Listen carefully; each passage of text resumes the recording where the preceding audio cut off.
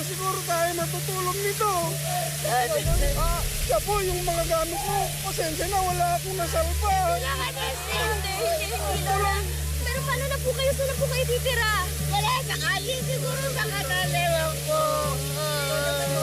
Lolo, happy, wag po kayo mag-alala. Tutulong po ako. Tutulong po ako hanggang makabangon kayo. Eh, maraming salamat, ma'am. Tutulungan niya tayo. Tutulungan niya tayo. Salamat po. Salamat po. Mag-alala na naman, Lolo. Nawala lahat ang gamit namin.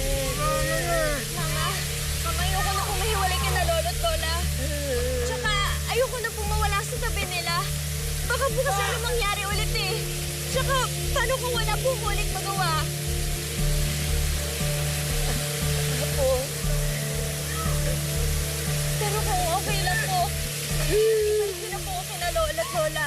Gusto ko na po sila ulit makasama eh.